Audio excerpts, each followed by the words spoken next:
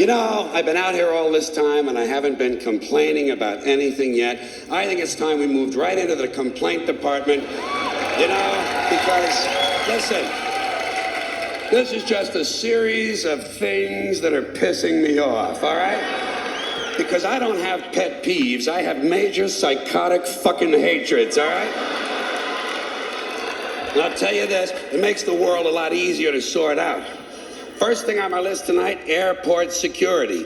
Tired of this shit. There's too much of it. There's too much security at the airports.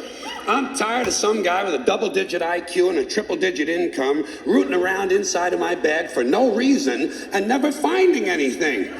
Haven't found anything yet in anybody's bag. Haven't found one bomb in one bag. And don't tell me, well, the terrorists know their bags are going to be searched, so now they're leaving their bombs at home. There are no bombs. The whole thing is fucking pointless. And it's completely without logic. There's no logic at all. They'll take away a gun, but let you keep a knife. Well, what the fuck is that? In fact, there's a whole list of lethal objects they will allow you to take on board. Theoretically, you could take a knife, an ice pick, a hatchet, a straight razor, a pair of scissors, a chainsaw, 6 knitting needles, and a broken whiskey bottle, and the only thing they're going to say to you is that bag has to fit all the way under the seat in front of you. And if you didn't bring a weapon on board, relax. After you've been flying for about an hour, they're going to bring you a knife and fork. They actually give you a fucking knife. It's only a table knife, but you could kill a pilot with a table knife. Might take you a couple of minutes, you know. Yeah, especially if he's hefty, huh? Yeah. But you could get the job done if you really wanted to kill the prick. Shit, there's a lot of things you could use to kill a guy with. You could probably beat a guy to death with the Sunday New York Times, couldn't you? Or suppose you just had really big hands. Couldn't you strangle a flight attendant? Shit, you could probably strangle 2 of them, one with each hand. You know, if you were lucky enough to catch them in that little kitchen area before they break out the fucking peanuts, you know. But you could get the job done if you really cared enough. So why is it they allow a guy with big, powerful hands to get on board an airplane? I'll tell you why. They know he's not a security risk because he's already answered the 3 big questions. Question number 1, did you pack your bags yourself? No. Carrot Top packed my bags. He and Martha Stewart and Florence Henderson came over to the house last night, fixed me a lovely lobster Newburg, gave me a full body massage with sacred oils from India, performed a 4-way around the world, and then they packed my bags. Next question.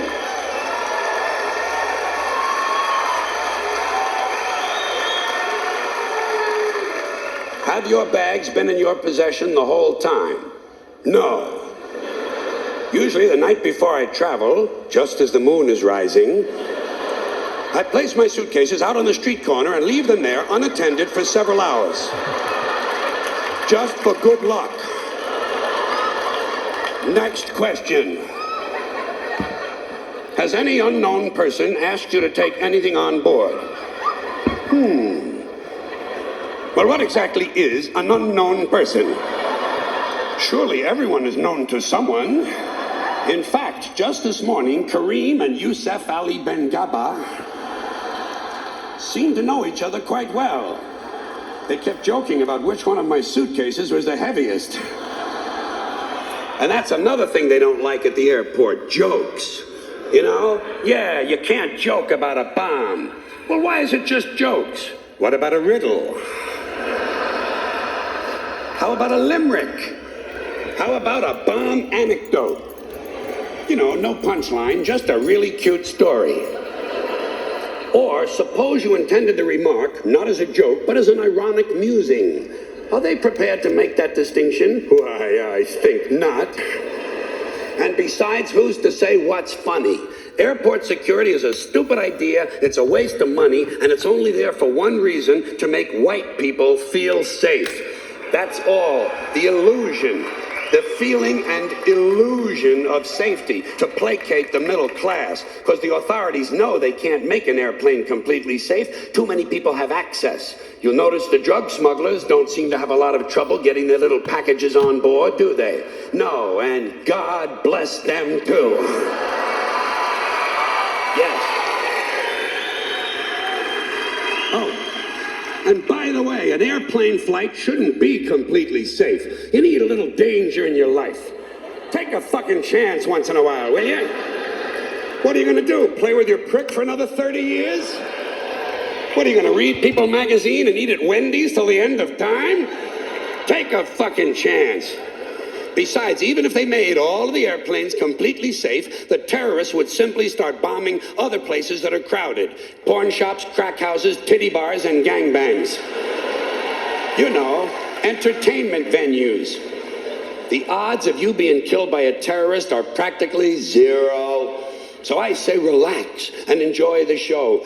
You have to be a realist. You have to be realistic about terrorism. Certain groups of people, certain groups, Muslim fundamentalists, Christian fundamentalists, Jewish fundamentalists, and just plain guys from Montana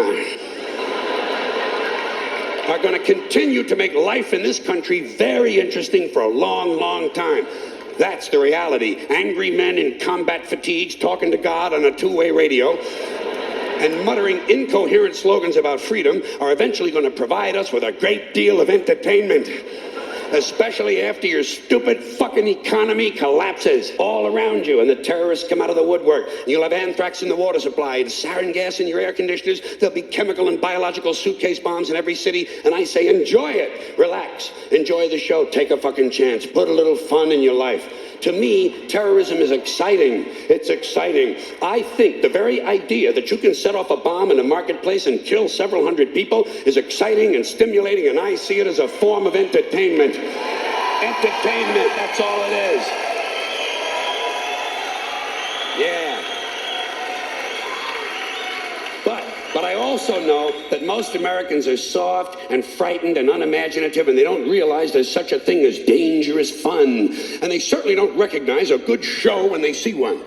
I've always been willing to put myself at great personal risk for the sake of entertainment. And I've always been willing to put you at great personal risk for the same reason. As far as I'm concerned, all of this airport security, all the searches, the screenings, the cameras, the questions, it's just one more way of reducing your liberty and reminding you that they can fuck with you anytime they want.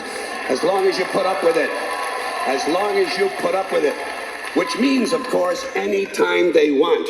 Because that's what Americans do now. They're always willing to trade away a little of their freedom in exchange for the feeling, the illusion of security. What we have now is a completely neurotic population obsessed with security and safety and crime and drugs and cleanliness and hygiene and germs. There's another thing.